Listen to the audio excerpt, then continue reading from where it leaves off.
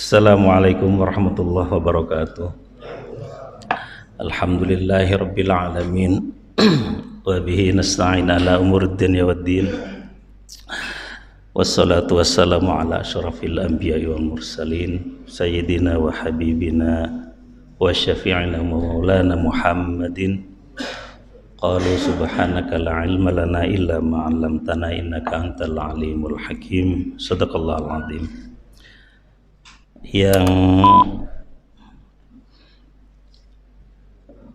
Allah muliakan para jemaah subuh Masjid Jabar Rahmah.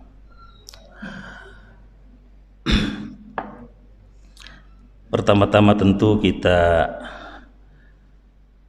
panjatkan puji syukur kehadirat Allah Subhanahu wa taala. Alhamdulillah kita diberi nikmat untuk bersama-sama melaksanakan ibadah puasa. Ini momentum tahunan, dengan rahmat Allah kita diberi 1 bulan untuk, kalau istilah HP itu dicas lagi, di charging. Kalau HP sehari bisa 2 kali, coba kalau kita di-charge sehari 2 kali itu paling nggak enak tentunya. Allah memberi kesempatan kita sebulan dalam 1 tahun untuk berpuasa. Saya tidak akan bicara puasa karena itu sudah dibahas oleh para asatidz, para kiai, para ustazah. Puasa itu baik, tentu baik. Puasa itu adalah bukan tradisi, bukan syariat Islam saja, tapi sejak zaman Nabi Adam sampai Khatamul Anbiya wal Mursalin Rasulullah SAW sudah diinikan, cuma beda polanya saja. Langsung langsung singkat saja, sebelum diwajibkan puasa Rasulullah tentu dengan sahabatnya hanya mengurangi makan saja. Mengurangi makan, diet lah kalau orang sekarang. Ternyata keberatan juga sahabat. Wah, ini Rasul nggak sanggup nih kalau hanya makannya sedikit. Tahu sendiri orang Arab kan, kalau makan itu 1 kambing hanya 2 orang. Saya nggak ngomong penghibul, karena saya bergaul dengan mereka hampir 4 tahun, jadi tahulah. Jadi ya memang ada tradisi-tradisi Arab yang masih sampai sekarang terjadi, yaitu makannya beda dengan orang Indonesia. Orang Indonesia itu 1 piring bisa ber4. Kalau mereka 1 ekor ayam 1 orang, 1 kambing bisa 2-3 orang. Kalau umpamanya kebuli ataupun onta guling itu paling juga 10 orang habis. Jadi kalau bertamu dengan mereka kadang-kadang kita nggak enak, Pak. Kita makan sedikit, mereka makannya begitu banyak. Tapi ya sudahlah, itu Allah memberikan maziyah keistimewaan mereka. Mereka makannya kuat tapi hafalannya juga kuat. Kalau orang Indonesia hafalannya kurang kuat, wajar, makannya juga sedikit, Pak. Jadi Allah itu memberi keistimewaan bagi bagi hambanya. Masyarul muslimin rahimakumullah. Saya dikasih tema sama ajengan endang ini yang kadang-kadang saya malas juga ngomongnya. Yaitu judulnya enak Kang Endang, cuma ngomongnya tuh nggak enak kadang-kadang. Yaitu menghargai perbedaan. Saya kadang-kadang ngomong, jangan-jangan saya sendiri kurang menghargai perbedaan. Karena namanya perbedaan itu, Bapak Ibu sekalian, itu adalah merupakan sunnatullah. Nggak usah di masjid ini yang banyak orang, di keluarga sendiri saja kan bisa begitu, Pak ya. Suami istri beda pendapat, anak dengan anak beda pendapat, anak dengan orang tua beda pendapat, anak perempuan dengan ibunya sering beda pendapat. Katanya anak perempuan dengan bapaknya kompak kadang-kadang. Nah, itu adalah sunnatullah. Tidak usah gelisah dengan perbedaan. Tapi kadang-kadang ada orang yang mati kadang-kadang gara-gara nggak tahan melihat perbedaan. Ini yang salah. Perbedaan itu nggak usah cari dalil yang tinggi-tinggi dalam Al-Quran. Akal sehat saja, natural, biasa perbedaan itu. Yang terpenting adalah bagaimana mengelola perbedaan. Kalau dalam perkuliahan ada istilah mata kuliah apa namanya conflict resolution katanya. Bagaimana memanage konflik. Dan peradaban ini maju sampai sekarang ini karena memang ada konflik. Ini fakta. Kenapa kita bisa maju begini? Karena konflik. Iya kan? Nah biasanya kalau konflik itu tidak bisa ditata dengan baik, terjadi terakhir biasanya perang. Itu kalau tidak bisa memanage konflik. Perang itu adalah jalan terakhir. Bagaimana Islam memanage konflik? Sangat banyak. Bagaimana Rasul mengirim surat, kalau sebelum terakhir perang, kirim surat dulu. Jangan begini Rasul redaksinya, oke kita ganti. Pokoknya jangan sampai, kalau sudah terakhir, sudah diserang, sudah sudah tidak mungkin bertahan, diusir dari kampung halamannya, dihinakan perempuannya, barulah ayo kita perang. Jadi perang itu adalah solusi terakhir. Yang kadang-kadang kalau orang nggak ngerti sejarah Islam itu jadi solusi pertama. Biasanya orang yang malas mikir, Pak. Biasanya orang yang malas mikir. Udah malas lah mikir capek-capek, kita perang sajalah. Ingat Bung, masuk surga itu banyak jalannya. Thalabul ilmi man salaka fi turabil ilmi fahuwa fi sabilillah hatta yarji'a. Orang yang mencari ilmu dia adalah fisabilillah sampai dia pulang. Banyak sekali. Karena Islam itu bukan sebuah agama hanya untuk sehari dua hari, maka banyak sekali contoh-contoh yang diberikan oleh Rasulullah bagaimana kita menyelesaikan konflik. Seperti itu kira-kira prinsipnya. Jadi menghargai perbedaan itu, karena ada resolusi konflik maka perlu menghargai perbedaan. Alladzina yastami'una al-qaula fayattabi'una ahsanah. Mereka lah orang-orang yang mendengarkan berbagai pandangan baru ambil yang terbaik. Nah itu prinsip. Itu prinsip. Iya, itu resikonya Kang kalau saya ngomong masalah menghormat perbedaan ya mungkin kadang-kadang suka nggak enak. Tapi nggak apa-apa, nggak enak itu saya telan sendiri juga sama. Kan itu udah pelajaran buat saya sendiri. Saya nggak bisa menang. Wah, karena orang tua, bapak paling pintar di rumah. Enggak. Kita menghadapi generasi milenial yang pergaulannya lebih luas daripada kita. Kita belum tidur, anak kita sudah main HP, main komputer. Jangan-jangan temannya ada di Rusia, temannya ada di Eropa. Kita dengan istri kita udah ngorok. Bagaimana menghadapi milenial ini itu nggak ada ilmunya Pak. Semuanya kebingungan. Kalau kita tidak menyadari itu bahwa dunia ini penuh dengan konflik, akhirnya terjadi keributan, terjadi gap generation. Nah, dikasih juga nanti saya judulnya itu Pak RW, apa itu Beyond Muslim Generation. Makin sulit itu saya akhirnya. Ini Pak Kang Endang bikin saya harus baca-baca buku lagi gitu. Ya, itu nggak cukup kultum itu Kang. Itu harus 2 kultum, kultumaini 7 menit kali 2 itu. Ya. Jadi yaitu tadi bahwa menghargai perbedaan ini, menghindari konflik. Dan Indonesia itu luar biasa, nggak usah jauh-jauh. Sederhana aja Pak ya. Di kita itu, coba aja Bapak setelah keluar nanti ke kantor. Orang yang pakai jilbab dengan orang pakai rok mini bisa jalan bergandengan Pak. Itu jangan dilihat sesuatu yang lo mungkar. Luar biasa, itu luar biasa suasananya, saling menghormati. Di negara-negara Timur Tengah belum tentu itu Pak. Ada orang pakai rok mini bergandengan dengan orang yang pakai jilbab, itu yang ada bunuh-bunuhan. Kenapa demikian? Itu pertanyaannya. Kenapa demikian? Itu pertanyaan besarnya. Karena kita mempunyai tradisi Islam yang ramah. Islam yang ramah yang diwariskan oleh para ulama-ulama kita. yang diwarisi oleh para kiai-kiai kita. Bagaimana menghormati, bagaimana mereka berdakwah, saling menghormati. Tidak ini, ya itulah macam-macamnya.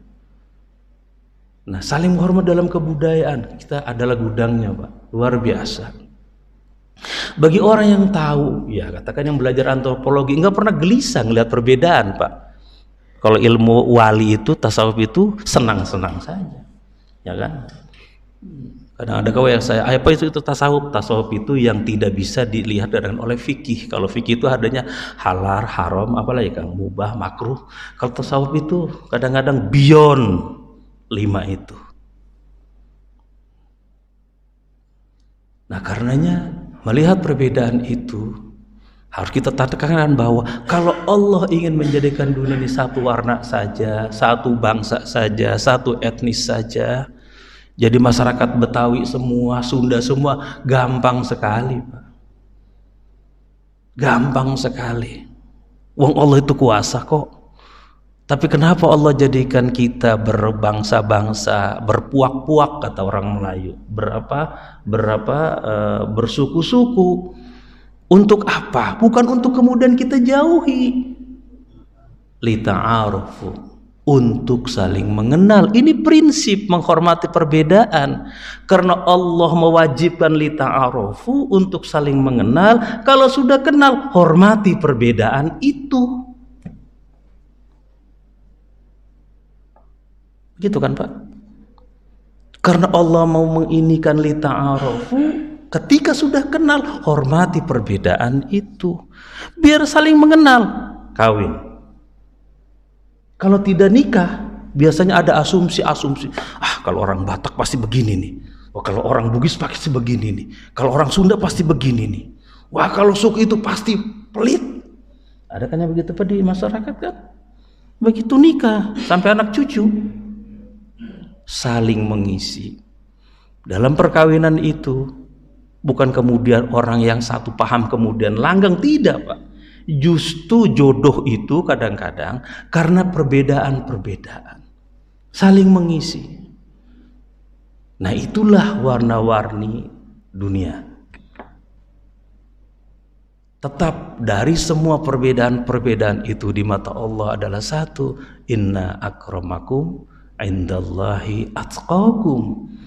Berbeda suku, berbeda karakter, berbeda perangai, berbeda pengetahuan, tetapi di mata Allah adalah siapa yang paling bertakwa, itulah yang paling mulia. La'allakum tattaqun. Puasanya bisa bareng-bareng. Buka sahurnya beda-beda. Lebarannya beda-beda. Dengan segala pernik-perniknya. Ujungnya la'allakum tattaqun. Karenanya dalam perbedaan itu bukan kemudian kita tidak punya kesempatan untuk beribadah, tidak. Ini saya baru contoh dalam konteks sosial kemasyarakatan. Dalam pengertian pengetahuan, lebih-lebih, Pak, apalagi dalam masalah fikih. Ya, namanya fikih. Kalau ilmunya Kang Endang di pesantren al-fiqhu lughatan al-fahmu. Nah, itu Prof Salmia pasti lebih tahu itu. Fikih itu adalah paham. Paham saya dengan Pak Musco mungkin berbeda. Namanya juga sudut pandangnya berbeda. Makanya Allah memberikan ini. Tapi semua itu adalah prinsipnya agama ini adalah untuk kemudahan. Agama ini bukan bikin susah. Agama ini adalah penuh kemudahan, tapi jangan mempermudah. Kan begitu, Pak? Ini prinsip, Pak. Agama itu bikin mudah. Jangan bikin capek lalu bikin tidak ikhlas. Kan seperti itu. Waduh, saya sulit, Pak, kalau harus tamat 1 juz. Ya jangan ikutin ustadz yang begitu. Bisanya saya cuma paling 10 ayat. Monggo, silahkan. Yang 1 juz nggak usah merasa paling sudah megang kunci surga. Yang nggak juga. Surga itu luas, Pak. seperti di jalan tol. Ini harus diyakini seperti itu. Karena agama ini mudah, jangan dipermudah Pak ya. Mudah, nggak bisa ruku, ya bisa pakai kursi. Itu aja sederhana. Sakit harus puasa, wah nggak boleh puasa. Jangan paksakan. Kalau puasa nanti malah makin parah ininya. Ya sudahlah, setengah hari, nanti kalau udah sehat diganti. Sangat mudah, sangat mudah, sangat mudah. Ini dalam konteks fikih banyak pandangan-pandangan itu kita harus menghargai selama tentu ada dasarnya. Nah kadang-kadang orang nggak tahan Kang Endang dengan perbedaan itu. Karena tidak tahu ilmunya akhirnya ngecam, merasa diri paling benar. Nah inilah dalam bulan Ramadan ini kita luar biasa Pak. Habis taraweh dikasih kuliah, habis subuh dikasih kuliah, belum Jumatan, nanti sebelum buka dikasih kultum. Kadang-kadang apa nggak kebanyakan itu Kang Endang. Kalau kebanyakan akhirnya masuk telinga kanan, keluar telinga kiri. Nah jangan sampai begitu Pak. Harus kita ini sempatkan, kalau boleh saya saran, terutama yang sibuk-sibuk kayak Pak Imam, Pak ini yang sibuk-sibuk, baca Quran satu ayat saja Pak, diresapi gitu. Sebenarnya menghela daripada harus 30 juz ini Pak tamat. Kadang-kadang kan waktu Pak ya. Ya. Kalau saya tahadusan bini mah kalau bulan puasa kadang-kadang 5 tafsir saya jajar aja. Menikmati Fatihah saja sampai 1 bulan puasa Pak Jamil nggak selesai itu. Betapa luasnya para ulama-ulama itu menafsir Al-Qur'an dari tafsir Tanwirul Mikbas yang pertama itu Kang Endang sampai Ibnu Katsir sampai Quraisy Shihab. Masya Allah, hanya Fatihah saja mereka melihat dari sudut pandang yang berbeda-beda. Ada yang pada zaman Rasul, ada yang tabat setelah Rasul, ada waktu zaman Abbasiyah, Muawiyah, ini beyond generation Kang ini. Sampai Hamka menafsiri waladhdallin, ternyata ditambah oleh Hamka. Waladhdallin itu bukan hanya ya apa, dulu kan tafsirnya Yahudi Nasrani ya Kakak ya. Ternyata Hamka itu luar biasa. Di penjara tahun 70-an, waladhdallin itu dia masukkan, termasuk dalam golongan ini adalah orang-orang ateis, komunis yang tidak percaya kepada Allah. Itu baru itu Kang, nggak ada zaman Rasul itu. Tapi Hamka mumpuni dengan ilmunya, ini relevan. Orang-orang yang tidak disukai Allah, orang-orang yang dolal itu masuk adalah orang-orang ateis, orang-orang yang tidak percaya pada Tuhan. Atau sekarang ditambahin lagi boleh. Misalnya apa? Orang-orang sekuler yang tidak menghendaki pemisahan antara agama dan negara. Atau sebenarnya ya mirip-mirip ateis juga sekuler itu. Orang-orang liberal yang menganggap agama itu masalah dalam kehidupan bisa masuk ke dalam seperti itu. Jadi luar biasa. Itu sebenarnya perbedaan yang disitulah luar biasanya tradisi keilmuan Islam. Akhirul kalam al-ikhtilafu ummati kata Rasulullah rahmatun, sebagai rahmah. Rahmah itu ada yang menafsirkan sebagai kemudahan. Silahkan pilih sesuai dengan kadar kemampuannya. Kan begitu kan? La yukallifullahu nafsan illa wus'aha. Allah tidak pernah mewajibkan umat manusia di luar kemampuannya. Tidak bisa ngaji Quran karena memang waktu sibuk. Udah bacain sholawat aja yang banyak Pak. Sambil jogging baca sholawat yang banyak. Itu kan kalau sholawat itu kan paling enak Pak. Didengar tetangga pun nggak apa-apa Pak. Gibah juga didengar tetangga juga nggak apa-apa, dapat pahala. Kalau baca tasbih kan wah itu pengen kedengaran tetangga, kedengaran mertua, baca sholawat. Makanya kalau ada orang ngamen Pak baca sholawat, ada kan yang ngamen-ngamen itu Pak. Kadang-kadang bingung marahnya, mau marah yang disebut Nabi kita, ya sudahlah. Walaupun nggak ngasih duit juga kan. Tapi kan kadang-kadang ada yang subhanallah, alhamdulillah, aduh ya Allah, lagi makan di warung yang tempatnya kurang layak, tapi ya sudahlah, nggak apa-apa, kita nggak usah marah, ya. Tapi begitu dibaca Rasul ini sholawat sambil nyanyi kan banyak, terpaksa 5.000 kasihkan, rezeki juga. Jadi ibadah yang boleh riya, boleh itu sholawat Pak, itu luar biasa. Sholawat itu Allahumma sholli ala Sayyidina Muhammad wa ala ali Sayyidina Muhammad. Kedengaran tetangga juga nggak apa-apa. Ya. Kalau yang lainnya mungkin bisa ada masuk iria segala macam.